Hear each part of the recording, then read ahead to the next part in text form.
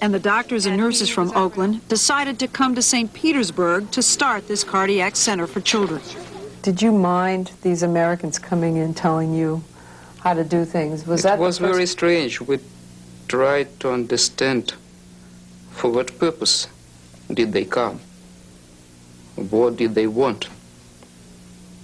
And then I realized they wanted to help us, and that's all. It was very unusual. So there was suspicion. It's so unusual for Soviet people to think that somebody want to help you without expecting something from you. We've never seen it before. One way Joanne McGowan tries to help is by raising money to buy medical supplies. They don't have stethoscopes. They don't have the barest supplies, pharmaceuticals, drugs. They have nothing. The Russians reuse syringes, even the disposable plastic ones brought over by the Americans.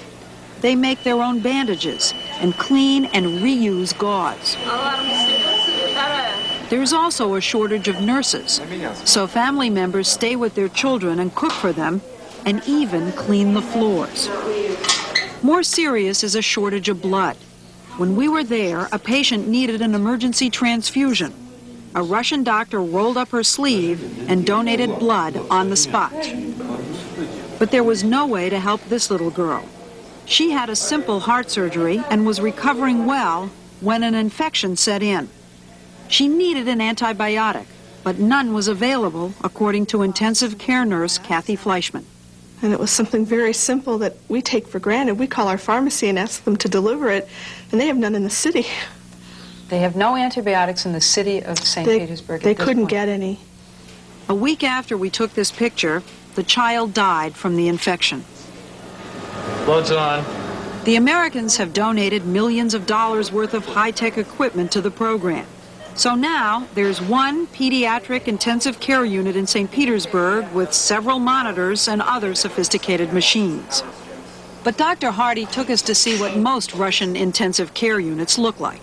The difference between that unit and this is so stark. And this is what you saw when you first came. This is what the whole place looked like. This is what all the intensive care units look like. There are 2 babies in here now, and as you can see, there's no monitors on the wall. Now, tell me about these kids. They're tied down by their wrists. Right. Part of that is you'll notice that bed doesn't have any side rails. Yeah. It's just a flat bed, and this is a baby who's old enough to be able to roll over and fall out, so they have to restrain them because they don't have enough personnel at the bedside to watch them. Well, there should be a crib for that baby. There should be a crib for that baby. Yeah. And that baby. It's pretty amazing. I mean, this is a children's hospital, and they don't have cribs. This is a children's hospital. On top of everything else that they don't have. Right. The shortage of supplies, poor working conditions, the lack of money are driving doctors out of Russia. 2 doctors trained by Heart to Heart in the last 2 years have already left to look for better paying jobs in the West. Are doctors respected? Are you highly paid? Oh, not highly. Bus driver is paid more than me. A bus driver is paid Yes. more than a Yes. cardiologist in this Yes. society. As a chief cardiologist. Can you tell us what you earn in American money? My month's salary is about $7. You earn $7 a month. Yes. But here you're being trained by Heart to Heart. Do you think you'll leave one day? Maybe. There are about 50,000 children born with heart defects every year in the former Soviet Union. The Heart to Heart team can only operate on a dozen or so during each 2-week visit. The doctors tell us the hardest part of their job is choosing which kids get a chance to live and which don't. It's a constant struggle. And it's the worst struggle because you know that it wouldn't be the same in the United States. You know it would never happen that way. Now, that would eat away at me. It's hard. You want to put all of them in your suitcases and bring them home. Yet that's not a reality either. That's not what's going to help the system over here. What helps the system is teaching the Russians to do the surgery on their own so that eventually they can become self-sufficient. That means this little baby won't be saved because the operation he needs is too complicated to teach the Russians right now. But Sasha Molchanov was chosen. He had one of the most common types of heart defects, one the Americans want to make sure the Russians become proficient at repairing. You're all set? So many doctors and nurses from Oakland want to work on this project, they now have to compete to join the team. Okay, Van, retract. Back home, what they do is usually taken for granted. So. But here, they say, they are literally giving children life. Children who would otherwise die. He's doing very well. There were no surprises. Everything was... Sasha's surgery was successful, and his parents were brought in to see him after he came out of the operating room. Tell Mother she's supposed to smile instead of cry. He's doing so well. Because of happiness. After the heart-to-heart team's 2-week trip was over, we went back to the hospital to get a last look at some of the patients. Alexander Panushkin, who could barely stand before surgery, was standing tall now, blowing bubbles.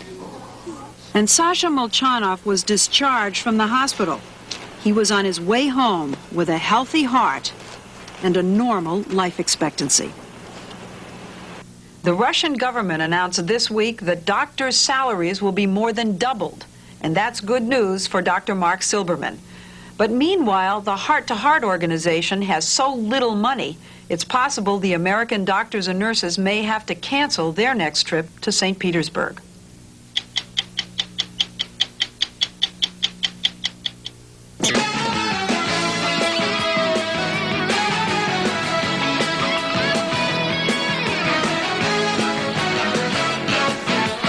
Hi, everybody. Thanks for being with us. Mary Hart is away today. I'm Lisa Gibbons. And I'm John Tesh.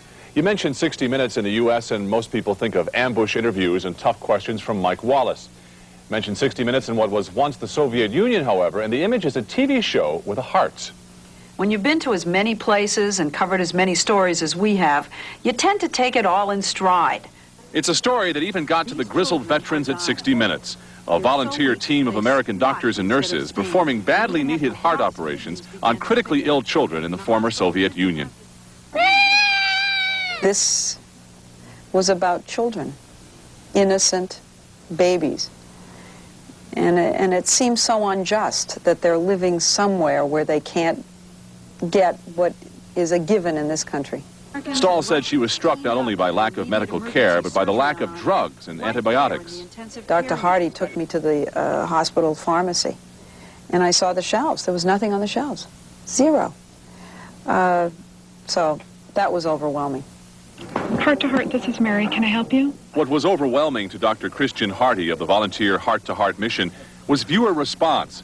His team was out of money, and another trip was out of the question until the 60-minute story aired. I anticipated that we would get a response. I guess I wasn't anticipating the response quite as quickly as it came or quite as overwhelmingly as it came. As a result, the Heart to Heart volunteers get to go back to St. Petersburg and will continue saving lives. Donors are promising to raise more money. And for the staff at 60 Minutes, it's a sure sign that the audience is still watching and still cares. It just renews your faith. It renews your faith in mankind. It renews your faith in America. And you know that there are human beings out there who